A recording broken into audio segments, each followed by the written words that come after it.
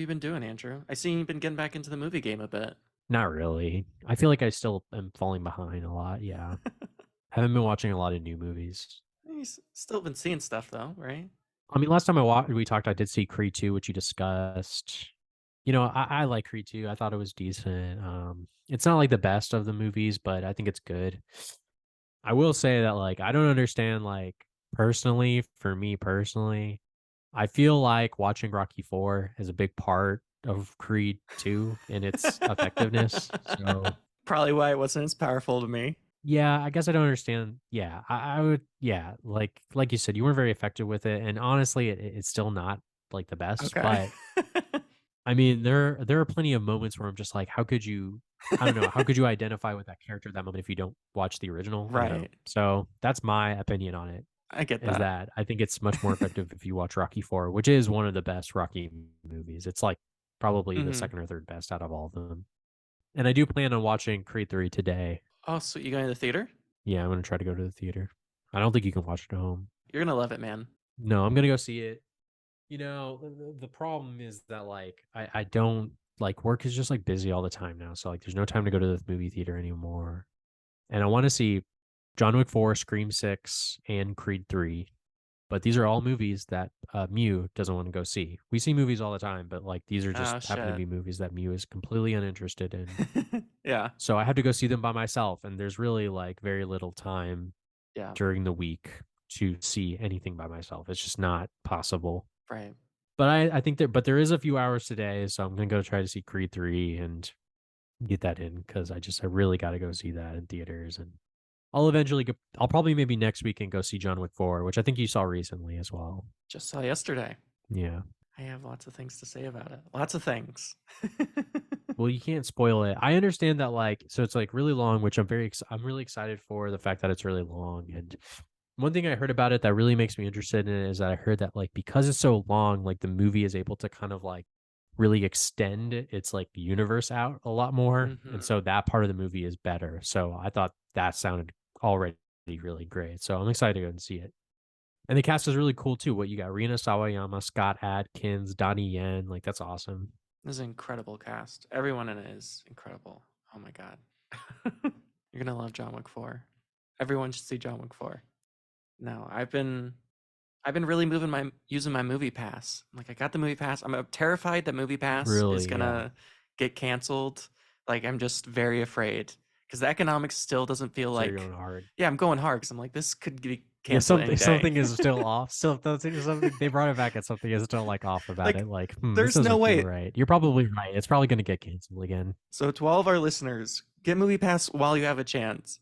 There's a $10 version, and you can still go see like 4 or 5 movies a month. It's definitely worth it. I mean, I pay $20 a month, and I've already seen one, two, three, four. Yeah, I've already seen 4 films in theaters this month, and they're like $10 a ticket. So, yeah, I've definitely like easily met the requirement. And I think anyone who likes going to movies, like if you just go to 2 movies a month, it's worth it. And the great thing about MoviePass now is they're almost everywhere, so it's a lot easier to find MoviePass things. But as per that, I saw 4 movies in theaters since we last talked: Puss in Boots: The Last Wish, Shazam. Maybe I only saw 3. Puss in Boots, Shazam, Shazam 2. Shazam 2. Yes, I guess I only saw 3 in theaters. Oh, Inside. That was the 4th movie I saw in theaters. Willem Dafoe's Inside. So Puss in Boots: The Last Wish, DreamWorks, Spielberg, of course, didn't direct it, but that is his company. Yeah, Fun film, very cool animation. I don't know if there's anything grand to say about it. It's fun, it's silly, it's well written. The Big Bad Wolf is really incredible. I think it's a great kids movie, but I don't think it's anything more than that. I know people have really been loving it. Really cool animation design, looks yeah. very good, It's but probably a little overrated, but I'll watch it eventually. a little overrated. I don't know if like the theater experience really added anything to it, but it was fun to see in theaters. I had a good time. I was the only one in the theater because it's been in theaters for like 3 months now. I think it was in theaters like in December. So I feel like it should be out of theaters now, so it's kind of funny that you saw it. yeah. But honestly, it's probably I think it's already on like some streaming service. I don't Yeah, know which one, but It's fine. If you have kids, great movie to see with kids. Shazam! Fury of the Gods. Who cares? I don't give a fuck. Better than whatever the last Marvel movie I saw was. What's the last Marvel movie I saw? You don't even Was it remember was it Ant-Man Wakanda 3. Forever? Ant-Man 3. Oh wow, it was definitely better than You already that. forgot. That was like a few weeks ago. That wasn't even that long ago. What a forgettable You already movie. forgot about Ant-Man 3. These movies are just, they're on their way out, dude. Like, even this Shazam movie, like, there's no way that that is doing very well. And neither did Ant-Man 3, I believe. Like, these No, movies aren't doing well they're anymore. bombing. They are not. It's just so I don't think the problem necessarily is like the superhero genre is dead or whatever. I think it's mostly because they've stopped trying to make good superhero movies. And most of them have never been that good. But there have been some good ones. It's just they're so far in between now, and there's so many of them. When was the last good one that you saw? Spider-Man No Way Home. Well, the Batman was probably the last good one. Okay. Yeah, I agree. Yeah. Yeah, that was a good one. Joker was good. Iron Man. That's like almost 10 years ago at this point. Like, No, Iron Man's probably over 2008. more That than was 10 like years ago. what, 15 years ago now? 15. My God, that movie's old. Who can? I mean, there are Marvel and DC movies that have come out in the past, like what, 15 years or whatever, that are good. Like, yeah, Yes, like I'm not for gonna sure. say that they're all bad. Of course they're not. But Yeah, like lately, it just feels like a big Marvel movie or DC movie comes out and no one cares. Like, no one has anything to say about them. yeah. There. I mean, and that's how I felt about Shazam: Fury of the Gods. It's fine. I like the original one better because at least the original one's like a little bit charming, a little bit funny. This one I just for some feels reason saw that very, one recently. Like, I saw yeah, the one not too long ago for the first time, like a couple of weeks ago, and it's okay. It's just kind of, I don't know. It's fine. yeah. Well, it's better than Shazam: Fury of the Gods. So, Okay. so I wouldn't suggest. I mean, relative to the last few superhero movies I've seen, it's better. It's better than the last few Marvel movies that have come out. Because, like, at least it's a little bit original. But then they do this really cowardly thing, which, look, they decide to make a move, which I'm like, oh, that's a cool move to make for a superhero movie. Like, I didn't think you would do it, and that's a brave move, and I celebrate you. And then, of course, they ended up not doing. They just turn it Yeah, they can't around, do it. Yeah, which any pisses risk me that they off. take, they It's have to like turn it like around. like you finally like do like one thing that's interesting. Like you take a real risk and then you're like, nope, fuck that. It's like just ruined it. Ruined the whole thing. So yeah, it's whatever. But I then saw Inside, which I knew nothing about this movie. I hadn't even heard of this Right. movie. Like I'd I seen heard no about this movie. trailers. It's the William Dafoe Castaway movie. It's a Willem Dafoe Castaway movie. And I will say this. Everyone in this really cares about making this movie and they put a lot of heart into it. And it's a very hard thing to do because the entire movie is just Willem Dafoe. I Yeah. mean, that's it. Like at the beginning of the movie, he has like one conversation with a guy on a radio, but that's it. Like it's just him for I don't know how long is this movie? Like hour and a half, 105 minutes. So yeah, an hour and 40 minutes. It's a very ambitious thing to do. It's one of those one piece, one set films, one actor, Like Secret probably Honor. shot in a pretty low budget. Yeah, like Secret Honor. But unlike Secret Honor, there's very little dialogue in this. So not only is it one Interesting. person, one location, it's not like a huge monologue. It's like very little talking. And what I celebrate about this film is it forces the viewer to be challenged and you feel claustrophobic because the idea is that Willem Dafoe is trapped in this Because he tries to artist's rob a house. house. Yeah. He tries to rob a house or like an apartment or whatever, and he gets trapped in it. And so you have to see him figure out, and like the water doesn't work for some reason, so he has to like he has to figure out how to get water and food and all these different kinds of things. And the first 30 minutes go by pretty slow. It starts pretty slow, you know, because what's cool is like you watch him kind of like figure it out in real time, basically. Like you watch him figure out, hey, how am I going to get food? How am I going to get water? How am I going to do that? Which can get a little slow at things. And, you know, he's trying to figure out like, how the hell am I going to get out of here? And I think part of the reason that the beginning feels slow is it feels fucking hopeless. Like it Uh-huh. feels like William Defoe's going to die in this room and there's just nothing pushing him forward. You're like, what the fuck? The point is even of even living. And it's not until he discovers that there is possibly a way out, but it requires a lot of work and you know a lot of time and a lot of cool moving the furniture around. Once he figures that out, basically the next hour is him trying to get out. Very cool. You watch Willem Dafoe. I mean, Willem Dafoe truly gives all of He's one of the his. greatest actors of all time. Oh yeah, and I he mean, gives it his all in he's worked with this. he's worked with every major, like he's basically worked with every great director at this point. Yeah, and I can see why. I mean, pull this off is near impossible. And I think if you didn't have someone like Willem Dafoe in this, it wouldn't work. Like you need a Willem Dafoe for this to work. And there's very few people that could have done it. And the fact that he did is amazing. And you Yeah. watch him descend into madness in all of the great ways. I do wish it would be a little bit crazier. Like it's a bit crazy, it's a bit weird. I kind of wish they would have gone a little bit crazier, a little more wild. And when I went to the theaters to see this, there was only two other people in the theater, and there were a couple, and it was really fun watching it with them because they were very scared and they were very verbal in their viewing experience, which is the best way to view a film. I think movie theaters are made to be verbal experiences, and it was fun. It depends. Well, when I say verbal experience, I don't think people should be talking through movies. I'm not saying that, but I'm a big believer in the call and response of movies. Like that's why you go to the movie theater. It's yelling and the screaming and yeah. I guess. Yeah. It depends. That's what I love. That's what I love when I go to a movie theater. I know that's not When I saw everybody's cup of Infinity tea. Pool, I saw Infinity Pool, and like there was like a couple Mhm. there, and they were like making little comments and jokes. I don't know how I feel about that.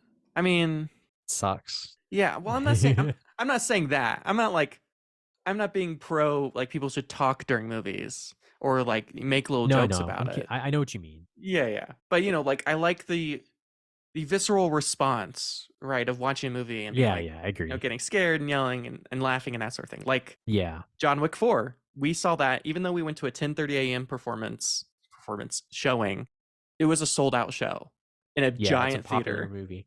People This were movie, that fucking movie, excited. yeah, John Wick 4 is completely blowing out every superhero movie. I'm guessing. I'm guessing it will make Yep. more money throughout the world than Ant-Man 3 and Shazam 2 combined. Oh yeah, I betcha. I mean, they're showing it every single theater here in Reno, and every single showing was sold out. Like it's, I mean, and Reno's not It very did just like, come out. yeah, it did just come out, but people seem genuinely excited. And you go on to Letterbox, like people are fucking loving John Wick. I mean, Yeah, of course. they're Yeah, I loving like the John John Wick Wick 4. movies. I think they're overall pretty good. I think the 4 is the best one. I That's think cool.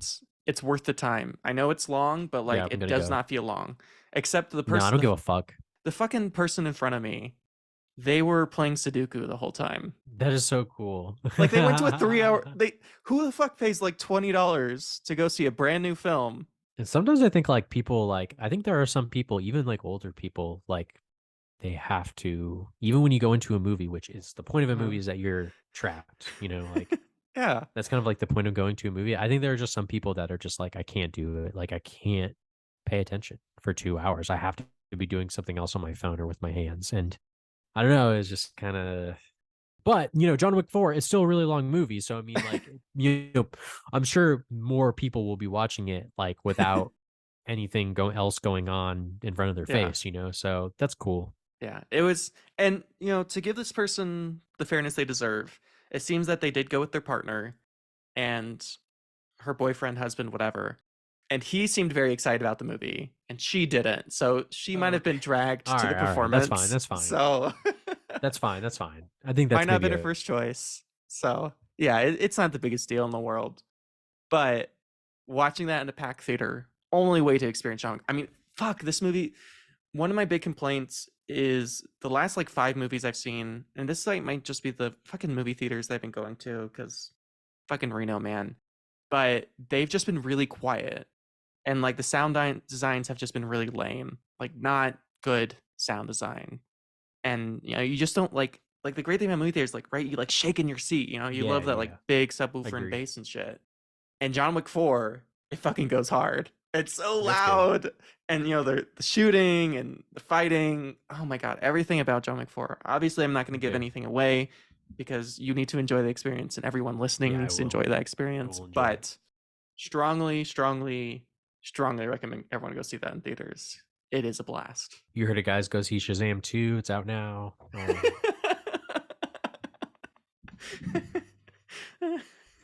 Been watch anything else?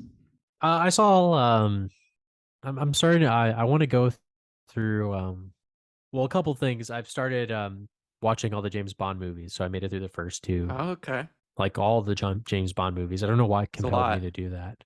That's awesome. So watch the first two. Yeah, it's a lot of movies. I watched Doctor No and I watched From Russia with Love, and there's not a lot to say about him except that like James Bond is like evil. He's like a very evil guy, Yeah. and I kind of like the '60s like production design, and they're kind of boring, but they're fine. Mhm. They're like a lot of fun, but they are kind of boring. Yeah. But I don't really have like a lot to say about it so far, just because like they're James Bond movies, like they're very calculated movies, and Sean Connery, he's cool, he's a cool Sean guy, and Connery. Yeah. I don't really have a lot to say about it. But I also saw the sort of Sylvester Stallone screenplay written movie Cobra from 1986. Heaven, Okay. ooh, Yeah. this was a good movie. It's a it's one of those like 80s action movies that has like very deplorable politics about like justice and stuff like that. Like kind of reminded me of Die Hard a little bit, like that character, but it's like really Okay. turned up a notch, right? Like Awesome. the vigilante cop. And it's really turned up. And I'll just say that like Cobra has like a lot of like really weird details that don't make any sense, that are really strange decisions. It's not directed by Stallone, but it's starring and he wrote it. And Okay. he's a good writer, I think. But this movie was just like, I mean, he is just fucking crazy stuff happening in this movie. Just weird little details, but it was a fun movie. It's like less than 90 minutes. I recommend it if you like that stuff. Just really funny movie. And I don't know what else. I mean, the only other thing I'll mention is that like taking a break from Star Trek a little bit, Okay. and I've decided to put in all of my focus into finally fucking finishing Twin Peaks. Like I gotta finish it. You need to. I've watched the first season like 3 or 4 times Yeah. in my life, but I think it's sticking. I'm like, like maybe like a third of the way through the second season. I watched that really great David Lynch directed. We watched the one last night where that David Lynch directed with like the horse. It's where Mm-hmm. it's revealed that Leland Palmer, it's Oh. basically revealed that Leland Palmer, his Twin Peaks spoilers, watch out. He has he has like a second personality who is Bob, essentially. Yep. It's revealed. That episode was crazy. One of the finest episodes of television I've ever seen. When he kills the cousin, that is Mm-hmm. so good, so good. But you can tell when it's not directed by David Lynch, the episodes feel a little bit less serious. They feel a little bit less they feel more silly. I don't know, Uh-huh. like I think they Yes. try to like hit upon like some kind of like weirdness, you know what I mean? Like that Lynch is able to hit, but it just misses. But even those episodes are still entertaining and funny. But I'm focusing in, gonna watch that, gonna watch the movie, gonna watch the third season. It has to be done. Awesome. It just It I needs don't to be know, done. I always fall out. Yeah. It's So time. that's pretty much It's what we've time been you doing. finally get it.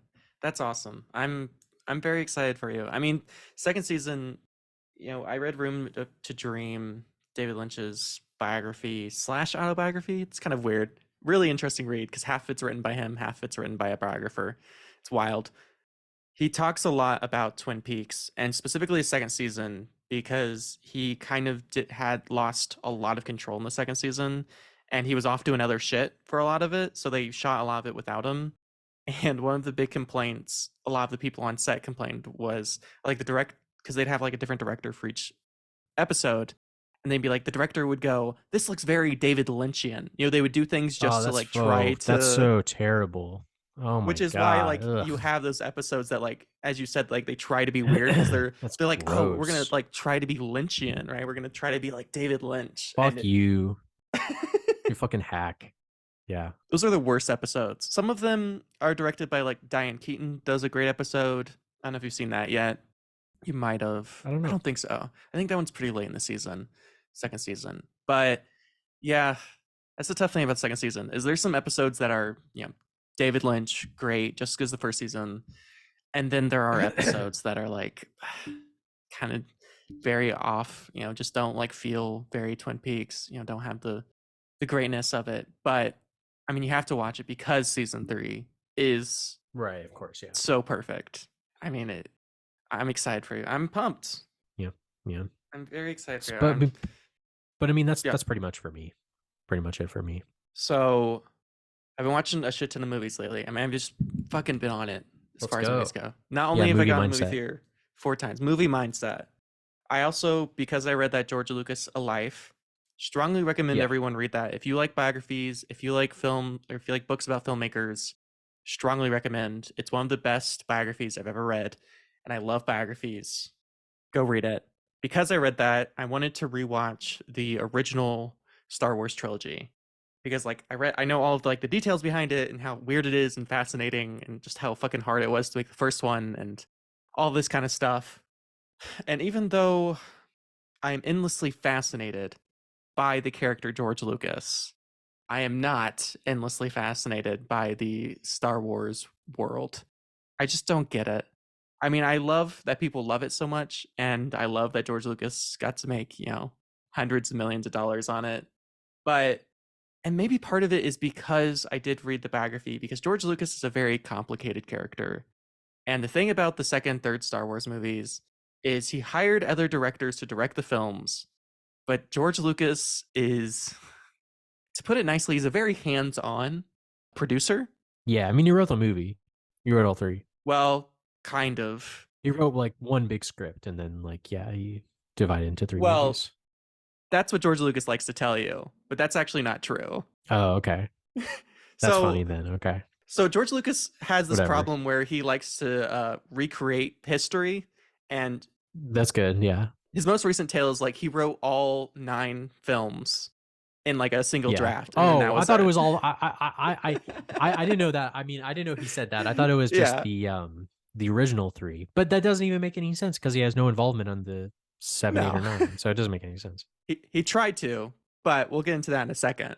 But actually, he originally just wrote the script for the first one, and it took him years and years to write it. And he had to hire other writers to come onto it. And then for the second film, he actually hired a writer to do the second. So he gave a story treatment. He's like, here's what I want the second film to be about. And then this woman writes it, and he's like, I don't really like this. And the woman immediately passes away. Like she dies of cancer. And it's like, oh shit. But the thing is like he had to make the second one right after the first one because he made a deal with Fox that like you had to make a second film after something. No, it was with, I think it was with Fox that they had to make the second film within like a certain amount of time or he'd lose his rights. So then he writes a draft of it, but then he hires other writers to go on and kind of like rewrite it. He did write the second Star Wars trilogy. He did write most of that, Right. which Yeah. you can tell. You can tell. Yes, he's, and actually George Lucas says this a lot, and you learn this a lot in the book. Is like he hates writing. He fucking hates it, and he doesn't think he's good at it. So he usually hires writers to write it. Like he's got the ideas, but he doesn't do the writing himself. So second, third one, he sort of writes them. I mean, his like ideas, and he's very good at world building. Like I think that's like his kind of thing. Is very good world builder. But the thing about the second and third films is he brings on directors, but then, and you kind of hear like even the directors talk about this too, is they felt very belittled on set. Whenever, because George Lucas was basically on set every day, even though George Lucas fucking hates being on set. He hates being on set. He hates it more than anything else. Even though he hates it, he'd be on set every day. And all of the actors, the producers, pretty much everyone who's involved in the film would look to George Lucas and not to the director. And basically anything the director said would be undermined by George Lucas. Which, if George Lucas was just going to go and like direct the films, which I think he should have just directed the original 3, because he directed the first one and it's fine. I think he should have just directed all 3 because he basically directs the second and third. But then I don't know. It's kind of frustrating because like all of the, at the time, like all of the bad press, he would just blame on the director. He was like, "Oh, that was their fault," and then all the good press would be the great George Lucas, which is kind of a shitty thing to do. So that may have colored my opinion of Star Wars. I do think it's good world building. I love the Force. Frank Oz, who does Yoda. I mean, what an incredible Yoda. And of course, ILM, one of the best production, what are they called? Special effects companies that's out there. So great respect for that. But I don't know. I don't love the original trilogy that much. Like I just don't care that much. And maybe it just missed me. Maybe it just went over my head. It might just be like the Jurassic Park thing. Like I just don't get it. I don't know. But I'm glad that people love it. But it's just not my thing, man. I mean, if you can't get on board like the space operatic adventure Mhm. story that's like, very like Shakespearean in a way, Mhm. then special effects can only do so much. Like if you're not on board Right. for that, which for me, that's really why those movies are good. It's not like about like spaceships or lightsabers, even though people feel differently. Mhm. It's the great characters, it's the great story, it's the great, just, journey that they all go on. I love that. And that's really what those movies are so great. And if you don't like that, then you're just not gonna you're not like well like Yoda puppet is only gonna do so much for you. Yeah. So yeah, it's fine. Just that's just how it is. It's just how it is. I do think George Lucas is great as maybe great's not the right word. I think George Lucas is endlessly fascinating. Sure, yeah. And the fact that he sold Star Wars to Disney is very prophetic because he went to Disneyland on opening day, like way back when, which is kind of I forgot cool. about that detail. Yeah. So I think I remember this. Yeah. so like George Lucas always saw his company until he sold it as like the small independent company, even though it was a multi-billion dollar company. And so we had a lot of meetings with Hasbro and these other companies, and something that they complained about, no, not that they complained about, but something that they noticed was after the original Star Wars. So every Star Wars film that he made after that, the second one, the third one, and then the second trilogy, he seemed to be more focused on the selling of the film and the toys that go with it than he was the making of the film itself or the story behind it. And that's actually how Boba Fett was created, and the reason that he kind of kills off Boba Fett in that kind of lame way is Yeah. Whatever. I see him less as a filmmaker and more as a businessman. And he's very good at it. He's one of the best. I mean, he was the first filmmaker to be a billionaire. So he's clearly good at what he does. No disrespect that way.